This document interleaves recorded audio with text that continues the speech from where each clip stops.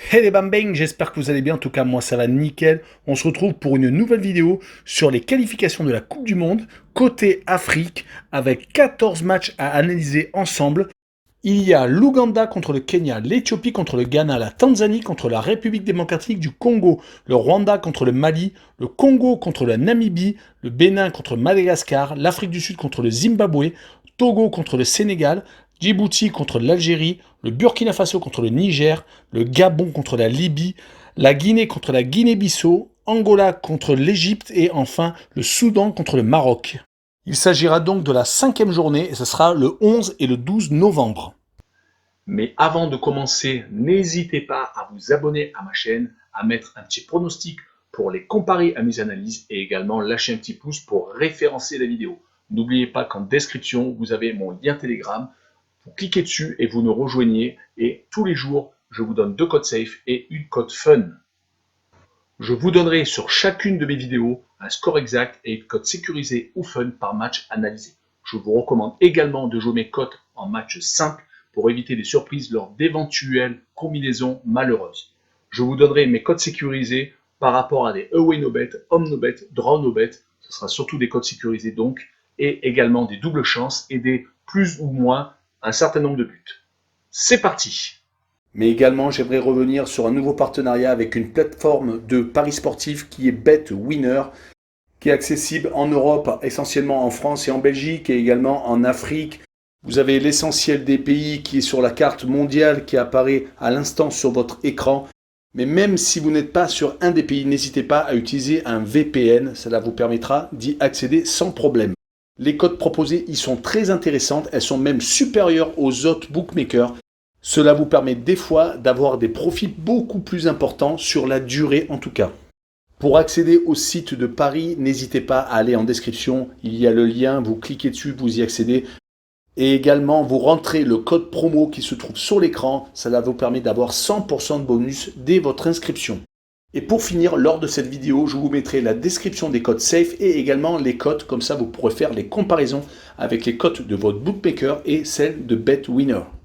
Avant d'attaquer l'analyse des 14 matchs, je préfère vous rappeler que sur cette vidéo, il n'y aura pas de cote chiffrée. Ce sera essentiellement la description de ma cote sécurisée, car les matchs étaient le 11 novembre et mes bookmakers n'avaient pas encore leur cote actualisée. Commençons par l'Ouganda qui accueille le Kenya. L'Ouganda a pas trop mal réussi son entrée en matière dans ses groupes de qualification pour la Coupe du Monde, avec 2 matchs nuls, un contre le Kenya en déplacement et surtout un contre le favori, le Mali, 0-0 en les réceptionnant, et 2 victoires à l'extérieur en battant à l'aller et au retour le Rwanda à chaque fois par le même écart, 1-0. Ça leur fait donc une série assez intéressante de 4 matchs sans défaite. Leur dernière défaite était en Éthiopie, mais c'était en match amical. C'était le 29 août. Juste pour mémoire, l'Ouganda, lors des qualifications pour la Coupe d'Afrique des Nations, avait fait un parcours assez intéressant entre 2019 et 2021. Les qualifications s'étaient étalées à cause du Covid. Ils avaient réalisé 2 victoires contre le Malawi et le Soudan du Sud et avaient réussi à faire 0-0 contre le Burkina Faso. Donc assez sérieux quand ils recevaient. Côté Kenya, ils avaient aussi bien commencé par 2 matchs nuls, donc contre l'Ouganda et contre le Rwanda, mais malheureusement, ont fait l'aller et le retour contre le Mali et ont perdu 2 fois sans marquer de but, prenant 5-0 en déplacement et perdant 1-0 à la maison.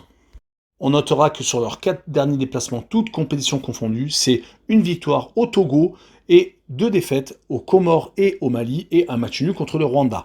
Mais sur ce match-là, je vois l'Ouganda s'imposer 1-0 et je vois 2 cotes sécurisées différentes. Je vous laisse le choix, la double chance 1N ou le moins de 2,5 buts sur le match. Poursuivons avec l'Éthiopie qui reçoit le Ghana. Les Éthiopiens ont mal débuté leur qualification, tombant tout de même avec 2 grosses nations, le Ghana et l'Afrique du Sud. Ils voulaient s'appuyer sur des qualifications pour la Coupe d'Afrique des Nations assez réussies, mais malheureusement, donc 3 défaites, une contre le Ghana et 2 contre l'Afrique du Sud, et une seule victoire, c'était contre le Zimbabwe lors de la 2e journée de qualification. C'est quand même une équipe qui a tendance à être assez solide à domicile. Sur les 5 derniers matchs, toutes compétitions confondues, ils ont 3 victoires contre Madagascar, l'Ouganda et le Zimbabwe, un match nul contre la Sierra Leone, mais c'était un match amical, et donc une défaite contre l'Afrique du Sud. Côté Ghana, ça assure quand même beaucoup mieux avec 3 victoires et une seule défaite. Les 3 victoires donc étaient lors du match aller contre l'Éthiopie et surtout un match aller-retour contre le Zimbabwe réussi avec 2 victoires.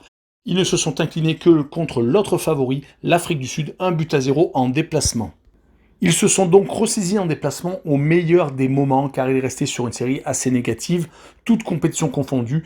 Ils avaient perdu 3 fois, un match nul et donc une seule victoire. Les 3 défaites étaient au Soudan, au Maroc et en Afrique du Sud.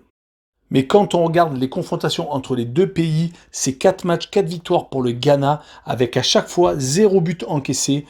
Et je vois cette supériorité continuer avec une victoire 1-0 du Ghana à l'extérieur. Et je vois 2 cotes sécurisées différentes, la double chance N2 ou le moins de 2,5 buts. Poursuivons avec la Tanzanie qui reçoit la République démocratique du Congo. Les Tanzaniens sont premiers de leur groupe. Ils ont donc l'occasion de creuser l'écart avec les Congolais.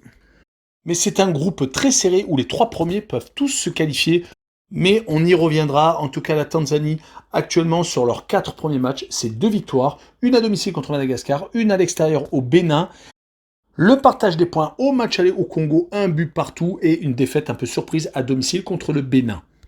Et si on prend les 4 derniers matchs officiels à domicile, c'est quand même assez intéressant. C'est 3 victoires contre la Libye, le Malawi et Madagascar et une défaite à domicile, comme je vous l'ai dit un peu plus tôt. Par contre, la République démocratique du Congo, sur leurs 5 derniers matchs officiels, c'est quand même 3 matchs nuls, dont un assez intéressant, même si c'était un match amical, contre le Mali, 1 but partout. D'ailleurs, les 3 matchs nuls étaient tous sur le même score, 1 but partout. Et là où c'est décevant, c'est qu'ils ont perdu des points contre le dernier du groupe, gagnant l'aller et perdant au retour. En tout cas, sur cette rencontre, je vois un but partout, je vois les équipes ne pas se départager, et je vois le home no bet, avec le match nul remboursé, 6 victoires de la Tanzanie à domicile. Poursuivons avec le Rwanda contre le Mali. Le Rwanda est dernier du groupe, le Mali est premier.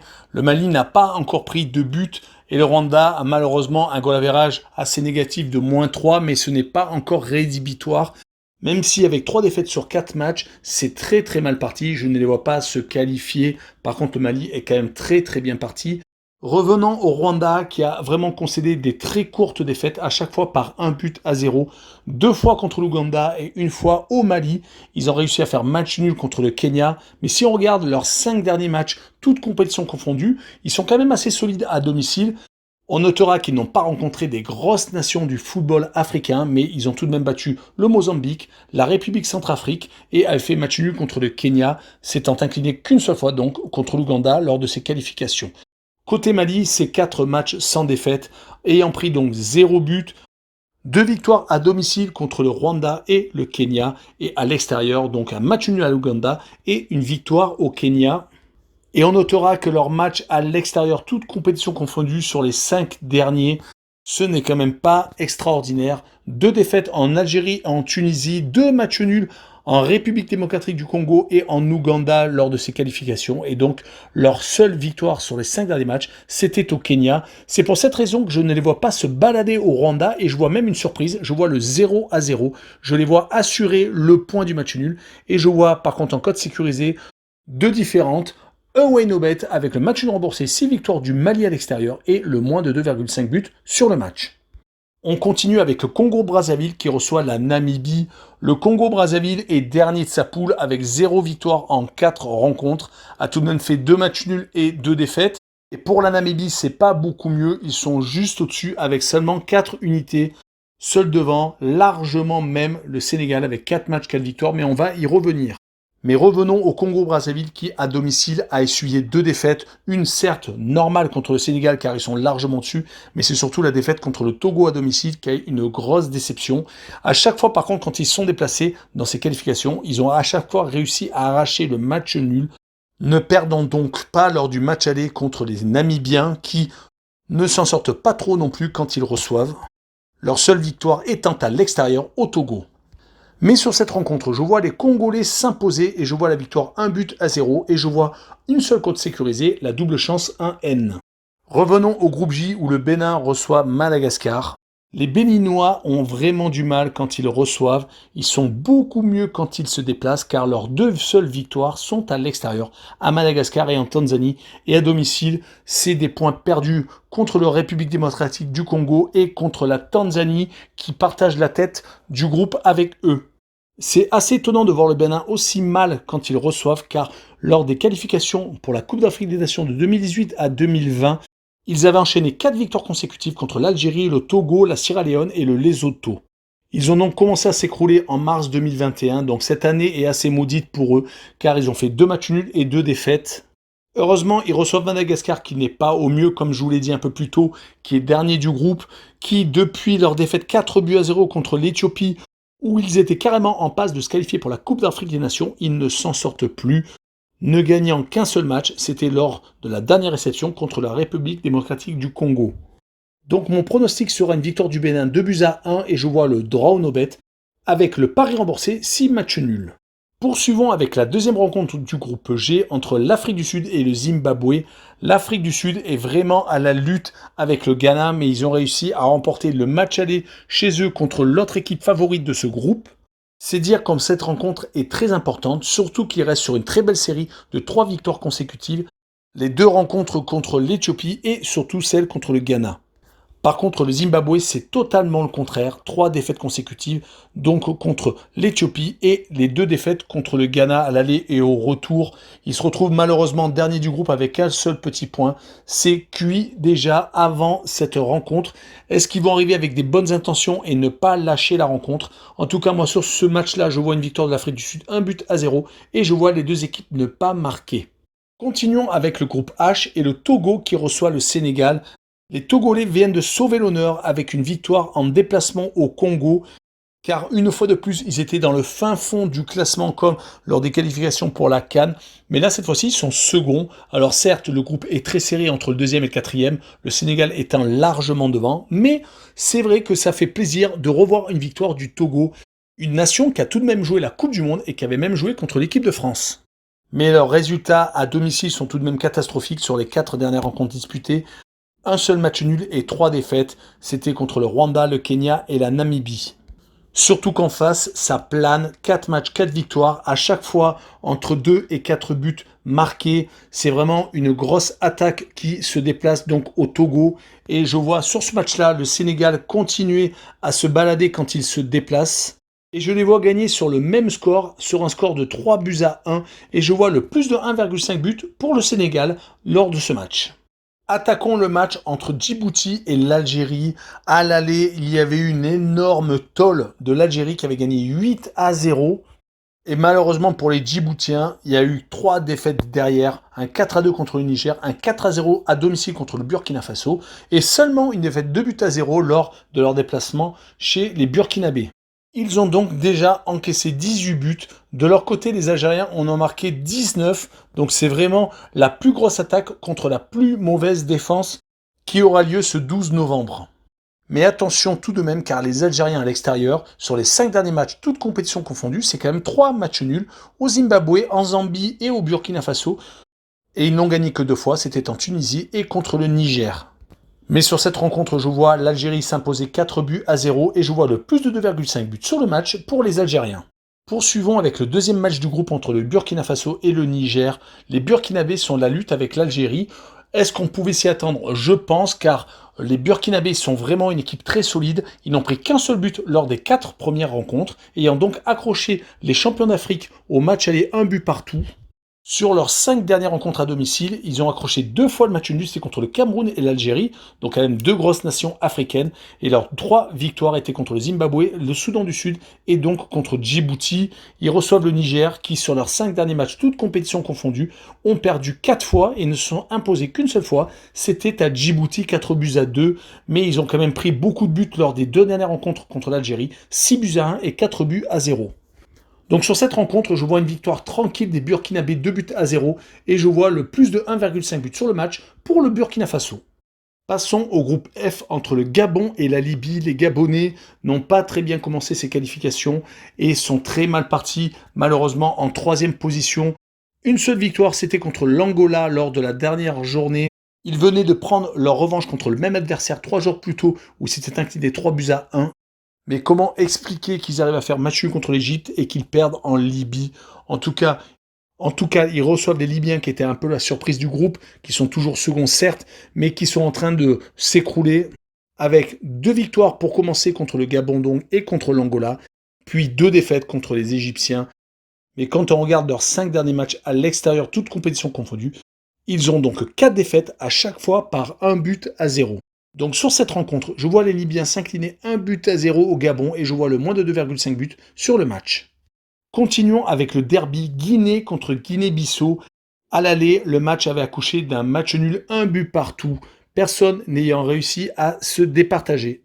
Cela pouvait augurer des bonnes qualifications pour la Guinée, mais malheureusement derrière, ils ont enchaîné 2 matchs nuls à chaque fois contre le Soudan et une défaite assez large contre le Maroc à domicile 4-1.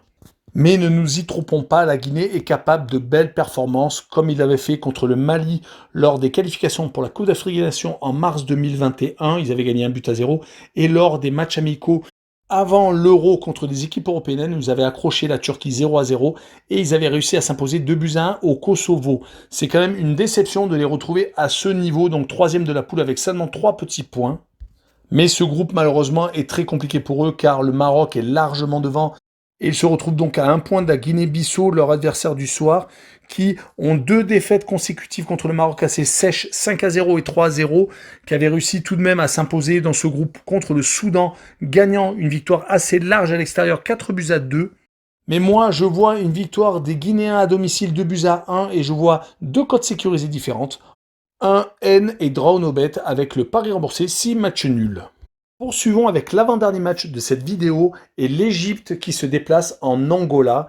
Les Égyptiens doivent finir le travail car ils sont sur une très bonne période sur les 5 derniers matchs. 4 victoires sans avoir encaissé à chaque fois de but. C'est assez solide. Un seul petit match nul, c'était contre le Gabon en déplacement. Mais attention tout de même car en éliminatoire pour la Coupe d'Afrique des Nations, ils avaient tout de même réalisé 2 matchs nuls aux Comores et au Kenya, ne s'imposant qu'au Togo. Mais leur adversaire, l'Angola, n'est pas dans la forme de sa vie. Sur les 4 derniers matchs, 3 défaites, ce qui leur donne une dernière place au classement à 3 points de la Libye. Mais malheureusement, je ne vois pas de miracle. Je vois l'Égypte s'imposer 1-0 et je vois 2 cotes sécurisées différentes, le moins de 2,5 buts ou le moins de 3,5 buts. Je pense que les cotes doivent être assez intéressantes. Finissons avec le Soudan qui reçoit le Maroc. Les Soudanais sont mal embarqués, derniers de leur groupe avec 0 victoire. 2 défaites pour commencer contre le Maroc donc et contre la Guinée-Bissau. 2 matchs nuls pour se rattraper, on est bien d'accord, mais c'est assez léger que 2 points donc marqués dans ces éliminatoires à chaque fois contre la Guinée. Du côté du Maroc, actuellement, c'est la balade sur les 5 derniers matchs. 5 victoires et pour l'instant dans les éliminatoires, c'est 14 buts marqués et un seul encaissé. Bien entendu, un 4 sur 4. Ils voudront bien entendu terminer le travail et sur ce match-là, je vois une victoire du Maroc 2-0 et je vois comme cote sécurisé le plus de 1,5 but sur le match des Marocains. Voilà, on en a fini avec cette vidéo. N'hésitez pas à nous rejoindre sur Telegram, le lien est en description en dessous de la vidéo. Également, venez nous rejoindre sur le site de paris sportif BetWinner. Le lien est en description si vous voulez avoir l'application ou directement le lien sur Internet. Et également, abonnez-vous. Ciao les bambins!